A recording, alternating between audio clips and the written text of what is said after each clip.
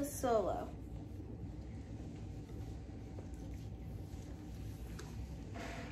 Plie, 1, 2, 3.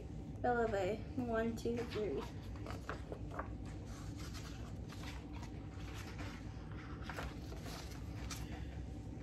Tallulah knew she was an excellent ballet dancer, so she was certain that this year she would be doing a solo in the winter recital.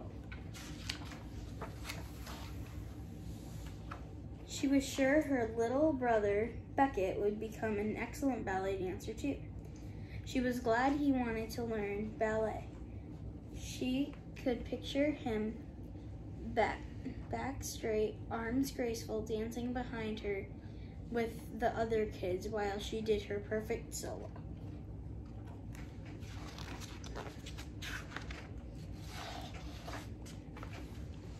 On the first day of dance school, Tallulah showed Beckett all around the studio. "This is the bar," she told him. "You hold on to balance. These are the mirrors so you can watch yourself more. And this is the chair where you sit if you misbehave." Beckett said Beckett. But soon he was more interested in sliding on the smooth floor in his new black slippers.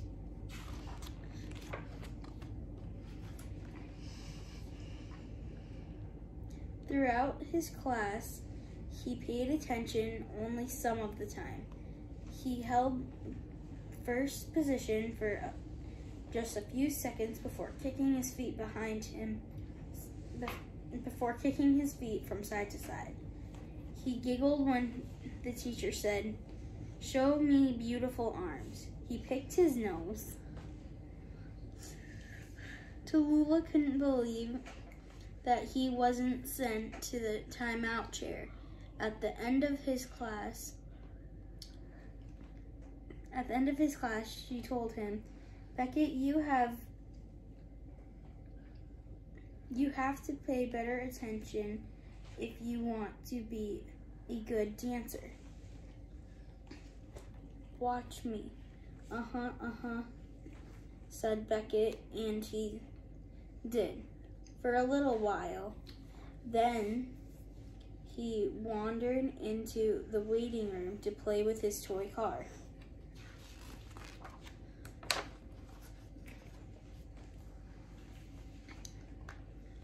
"Very nice releve, Tallulah," her teacher said when she rose and held her balance for a long time.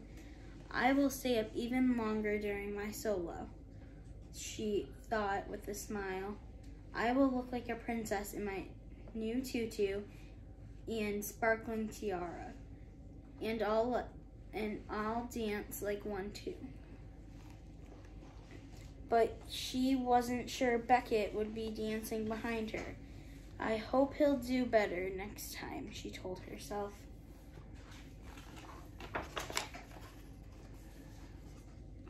But next time he kept making faces in the mirror.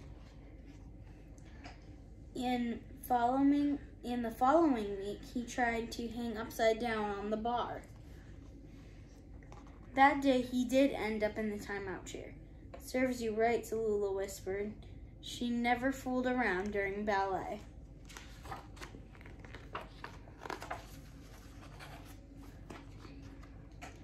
Tallulah concentrated especially hard in her class.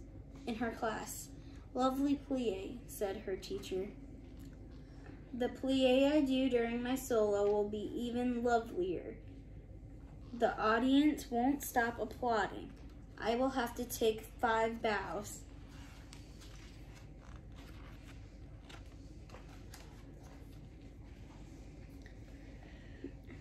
Then came the recital audition. A tall, slender man stood in the studio that Saturday afternoon. His name was Mr. Fonte, and he was a choreographer.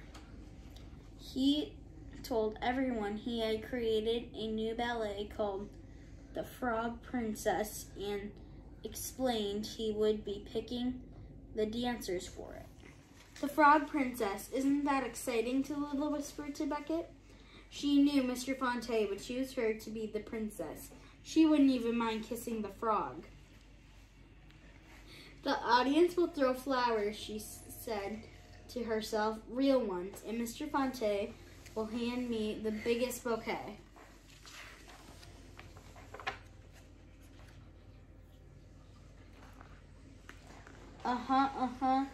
Beckett grinned and jumped on one foot to the other until his shoe fell off and he had to put it back on. Tallulah shook her head. She hoped that he would at least get to be a water lily in the frog's pond. Mr. Fonte showed them steps and had them dance. Alone and in groups, Tallulah jumped lightly as a cat in a first-rate pot shot. Landed beautifully and gave the choreographer her most excellent royal smile.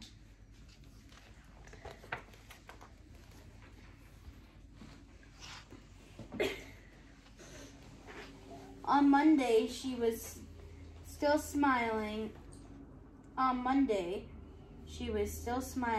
when she and Beckett and their mother arrived at the ballet studio. The list was already on the bulletin board. Tallulah ran over to find her name next to Princess. But it wasn't there. Look, Tallulah, said her mother. You are one of the princess's ladies-in-waiting. And Beckett, you're the frog before he turns into the prince. Ribbit, croaked Beckett, hopping around the hall. The frog? That's not fair, Tallulah cried. He got a big part even though he goofs off. I got a little part and I worked so hard.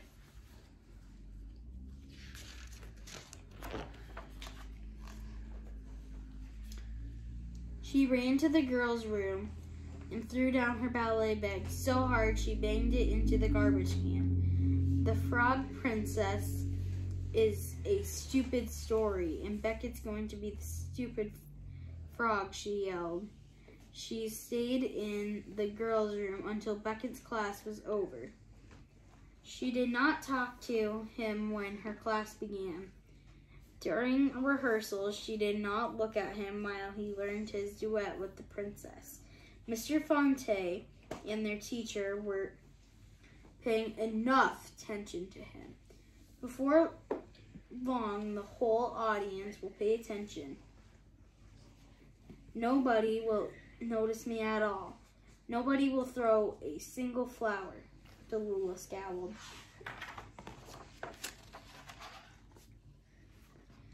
Then one afternoon, her mother said, I think Beckett could use your help. Tallulah sniffed. Frogs don't need any help. Our frog does, her mother replied. You know he decided to take ballet because of you. Tallulah sniffed again.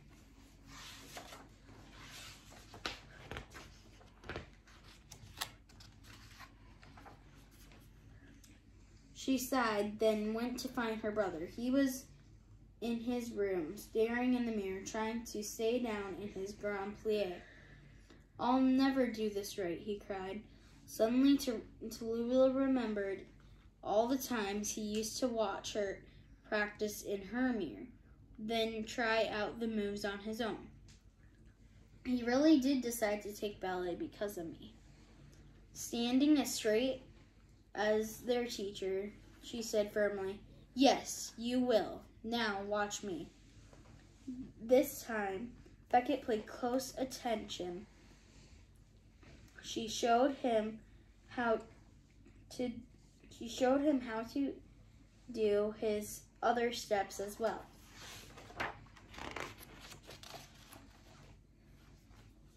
By the recital, Tallulah was the most graceful of the ladies-in-waiting, and Beckett had become a pretty good frog. Mr. Fonte told him what an excellent job he'd done. It's because Tallulah helped me, Beckett explained. I see, said the choreographer. I'll remember that. And he did. That spring, when he returned to choreograph the year-end recital, he picked Tallulah and Beckett to be. He picked Tallulah and Beckett to star in his latest ballet, Hansel and Gretel, in the grand finale. Tallulah, flashing her best big sister smile, rescued her brother from the wicked witch, and as they spun around the stage, the audience applauded their perfect duet.